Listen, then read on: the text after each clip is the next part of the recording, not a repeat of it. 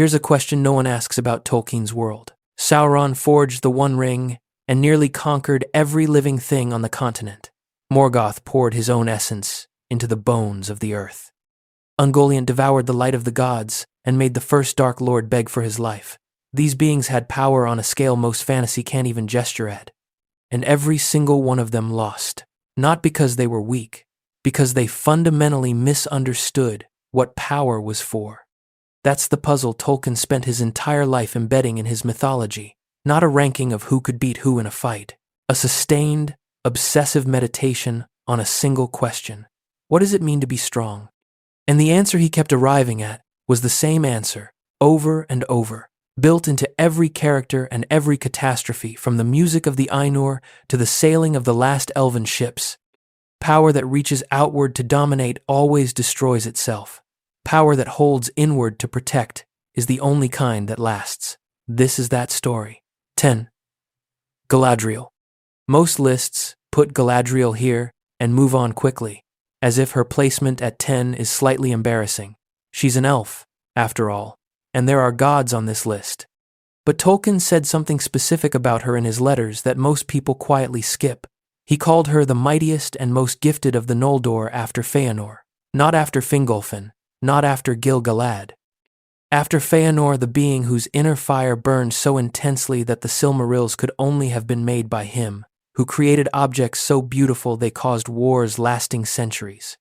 The comparison isn't accidental. Tolkien is telling you something about the kind of power Galadriel carried. She was cut from the same cloth as the most dangerously gifted elf who ever lived. The difference was what she did with it.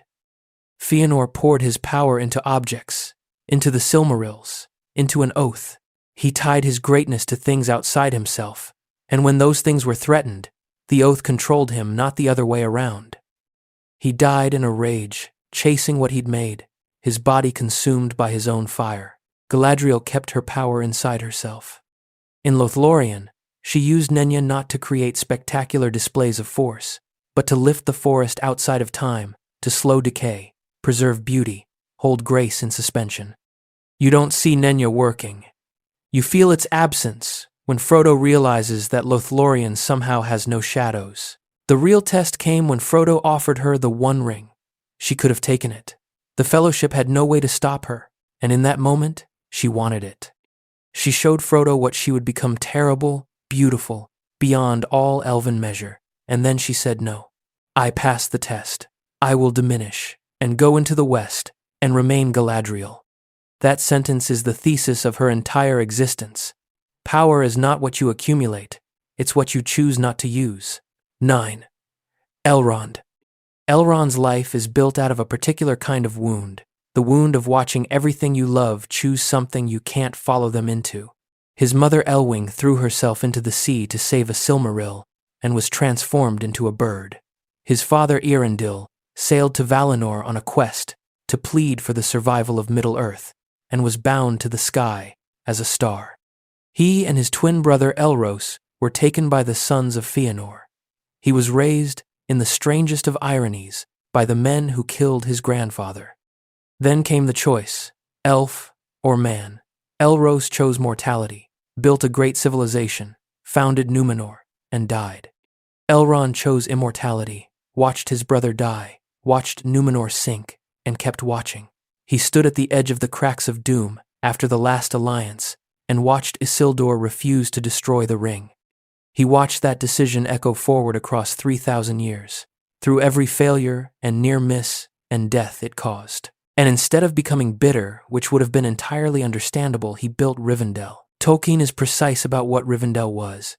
With Vilya, the Ring of Air, Elrond turned a valley into a place where the wounded could heal, where the hopeless could find counsel, where the last threads of ancient knowledge were preserved.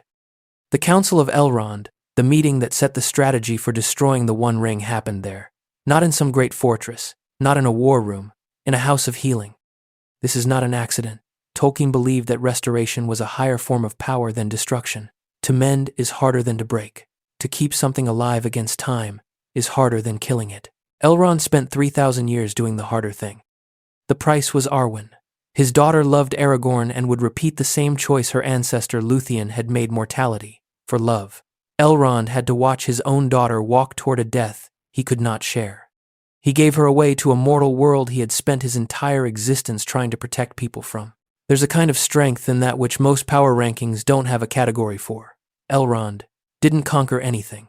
He outlasted almost everything. 8. Gandalf. Before he was Gandalf, he was Olorin. In Valinor, he walked unseen among the elves, touching their thoughts with hope and insight without ever speaking directly. He was the gentlest of the Maiar, not the most powerful, not the most fierce. The gentlest, and the Valar, when they needed to send someone to Middle-earth who could kindle resistance against Sauron without replacing Sauron with another form of dominance, chose him. The restriction the Valar placed on the Istari is the key to understanding everything Gandalf does. They were forbidden from using their power to directly dominate. They could not simply overpower Sauron. They were sent as guides, as encouragers, as the thing that reminds a frightened person that they are capable of more than they believe. Gandalf spent thousands of years in the body of an old man, with a worn staff and an apparent fondness for pipe smoke, specifically hiding what he was.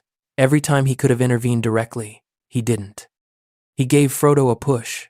He rallied a broken army with a charge into enemy cavalry on a dawn hillside. He stood on a bridge in front of a Balrog and said, "You shall not pass," not because it was a winning move, but because someone had to hold that line while the others got clear.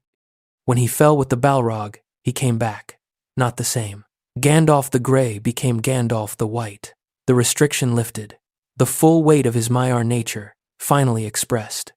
And even then, his greatest moments were never the displays of force. They were the conversations.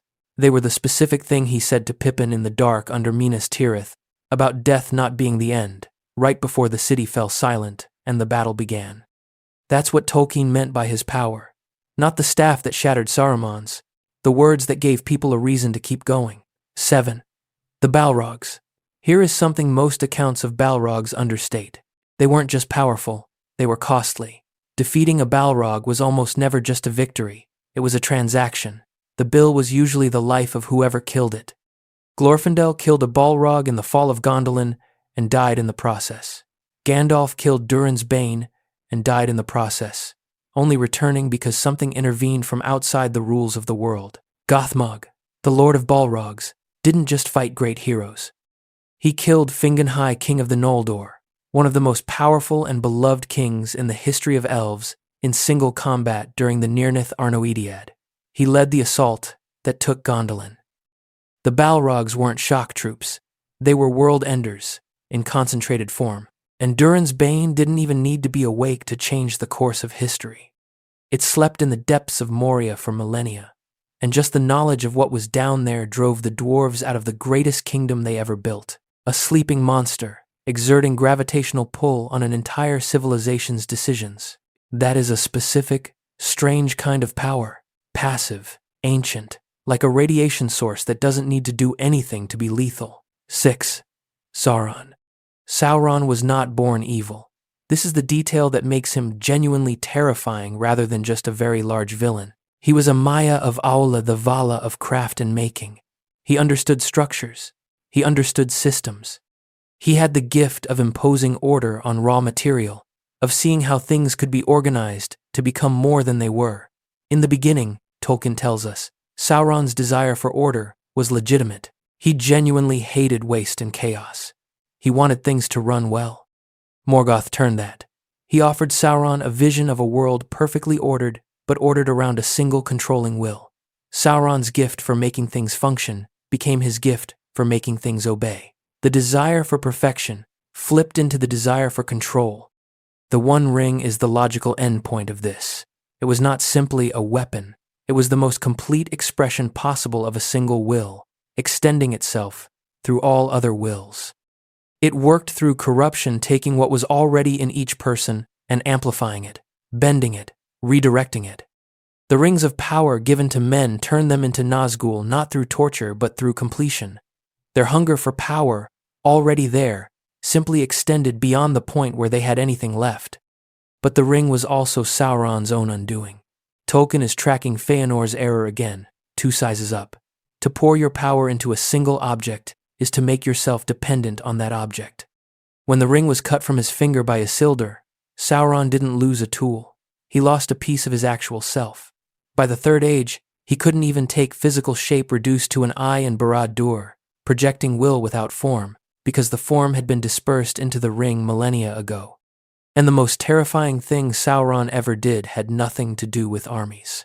He arrived in Númenor in chains as a prisoner, and within a few decades had reshaped the entire theology and politics of the greatest civilization of men. He talked his way from captive to chief advisor. Ar-Pharazôn's fleet sailed against Valinor on his council. The most powerful weapon Sauron ever wielded was a conversation. 5. Éowyn. If you haven't heard this name before, that's part of the point.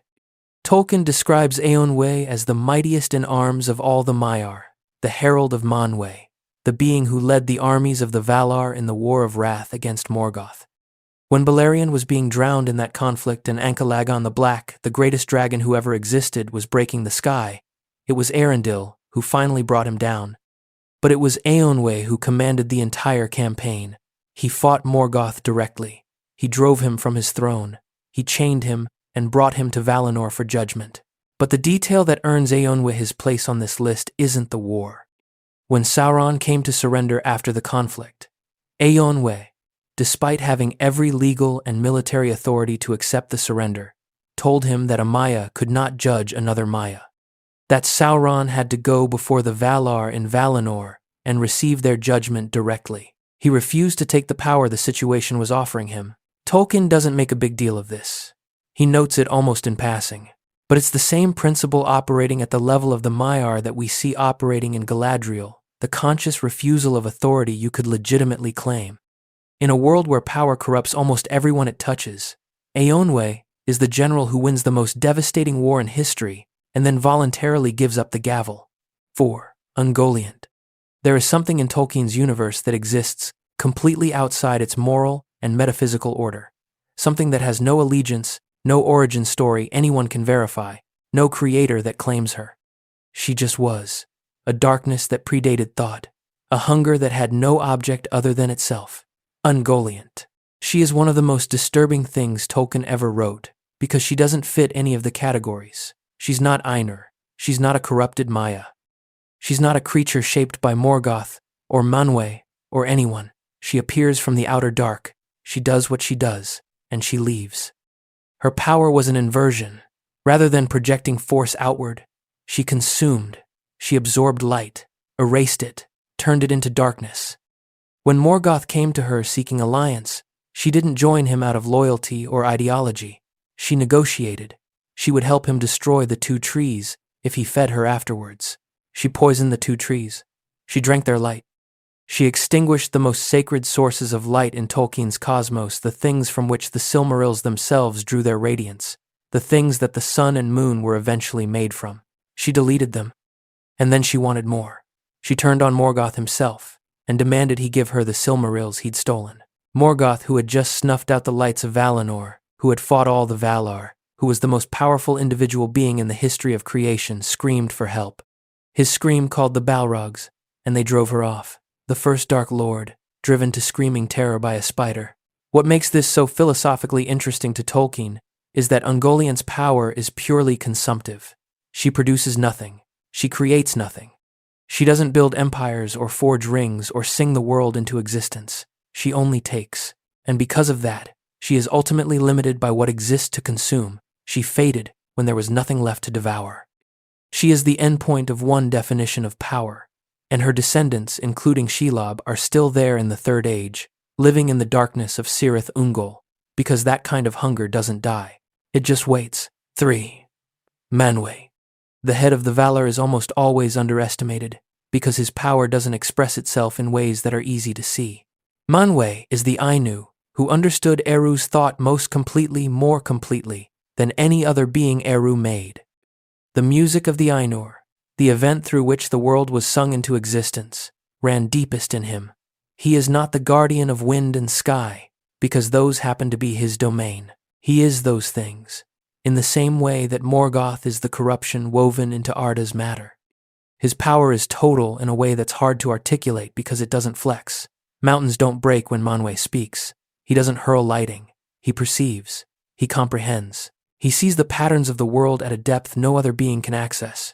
The criticism people level at him, that he was too slow to act, that he failed to prevent Morgoth's return, that he sat in Valinor while Middle-earth burned, is real.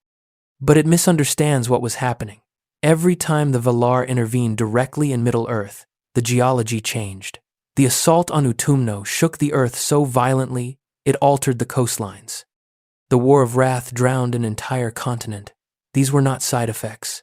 These were minimum damage outputs from beings operating at that scale. Manwë's restraint was not passivity. It was a calculated reckoning with what direct intervention costs. He didn't act slowly because he didn't care. He acted slowly because he understood, better than anyone, what acting meant at his level of power. And there is another dimension to his hesitation that Tolkien builds in quietly. Morgoth was his brother, or the closest thing to a brother that Ainur have, beings born from the same divine thought. Because there was no evil in Manwë's nature, he genuinely couldn't understand it. He couldn't fully model what Morgoth would do. Every time he extended charitable interpretation toward Morgoth, and Tolkien explicitly tells us that Manwë kept believing Morgoth could be better, it cost everyone something. The most powerful being in Arda was also its most tragically compassionate. 2. Morgoth. Tolkien told us directly, Melkor was created greatest of all the Ainur, not the greatest Vala, the greatest being Eru made. He received a piece of every other Vala's gifts, the depth of Manwë's thought, Alle's craft, Ulmo's dominion, Varda's perception. All of it was present in Melkor to a degree that none of the others, taken individually, could match. And none of that was enough, because what Melkor wanted was the one thing Eru hadn't given anyone, the secret fire, the capacity to create from nothing. He searched for it in the void. He never found it. And that failure, that one permanent, unfillable absence at the center of everything he was, became the engine of everything he did afterward. He couldn't create. He could only corrupt. He couldn't make new things. He could only twist existing ones. His entire career as Morgoth was an expression of that wound. What he did with it was catastrophic and, in its own way, total. He poured his own power into Arda itself, into the mountains, the soil, the living creatures. He didn't invest in objects the way Sauron did. He invested in everything. He became distributed, dispersed, woven into the fabric of the world. By the time of his defeat, he was simultaneously less powerful as an individual and more present than any other being. His influence was everywhere, in every shadow, in every impulse toward cruelty or despair. The Balrogs, the dragons, the orcs, these were Maiar and elves that Morgoth had twisted into weapons. He built an army out of corrupted creation. His wars with the Valar didn't end when the War of Wrath was over. They're still running. The darkness in Arda, the evil woven into its matter, the tendency of things to decay and cruelty to arise, that's not background radiation. That's Morgoth, still operating, still present, from behind the door of night. He will return. Tolkien was clear about this. And the prophecy of Dagor Dagorath says that the last battle will be the final accounting, Morgoth breaking his chains, attacking Arda one final time, and Turin Turambar, the most tragedy-destroyed figure in all of Tolkien's work, rising to deal the final blow. Morgoth couldn't be destroyed because destroying him would require destroying everything he'd woven himself into. He lost, but he wasn't ended. That distinction matters. 1. Eru Ilúvatar. Every list puts Eru at number 1, and every list is slightly missing the point in doing so. Because the point isn't that Eru is the most powerful. The point is that Eru is the only being in Tolkien's cosmology for whom power is not a problem. Every other being on this list, from Galadriel to Morgoth, has a specific relationship with power that either defines them or breaks them. They want more of it, or they struggle with the weight of what they have, or they pour it outward and hollow themselves out in the process. Power is the central dramatic tension of everything that happens in Tolkien's world, because every being that has it is working out what it means. Eru doesn't have that tension. He doesn't use power. He is the frame within which power exists. His direct interventions can be counted precisely. The music of the Ainur, through which the world was created, and even there, when Morgoth introduced discord, Eru incorporated it, turned it into something more complex and sad and beautiful than the original theme would have been. The downfall of Númenor, when Ar-Pharazôn's fleet sailed against Valinor Eru, remade the shape of the world. Arda ceased to be flat and became a sphere. Aman was removed from the physical world entirely. Numenor was swallowed. And then there's the third intervention, Gandalf, coming back. When Gandalf fell in Moria, he was dead by every mechanical definition the story offers. The Balrog killed him. He fell. And then he came back not because of anything in the existing rules, but because something outside the rules said not yet. Tolkien was explicit that this was Eru acting directly. What unifies all three interventions is the same thing. Eru works through events rather than in them. He does not appear, he does not speak, he does not draw a sword. He adjusts the conditions within which free beings make choices, and the choices remain free. Even Frodo's final failure at the crack of doom when he chose to keep the ring rather than destroy it was inside Eru's frame. The outcome Eru intended was achieved not through Frodo's success, but through Gollum's existence, and Gollum's existence was a result of Bilbo's mercy, which was itself something Gandalf encouraged. The mercy that saved the world was 4 steps removed from its source. That's how Eru operates. You cannot rank absolute ground. Eru isn't the most powerful being in Tolkien's world. He's the world. 10 beings. 10 different arguments about what strength means. Galadriel. Strength is the power you refuse. Elrond. Strength is the grief you survive without becoming it. Gandalf. Strength is the hope you give to people who've run out of their own. The Balrogs. Strength is what it costs to be defeated. Sauron. Strength that consumes its host. Eowyn. Strength is the authority you don't claim. Ungoliant. Strength that can only consume and so destroys itself. Manwe. Strength is the restraint of a being who knows what it costs to act. Morgoth. Strength poured so far outward, it can never be gathered back. Eru. Not strength. Something else. Entirely. Tolkien spent decades writing a mythology, and this is its spine. Power is not a value. It is a question, and every being in Middle-earth, from the greatest Aenir to the smallest hobbit, is part of the answer.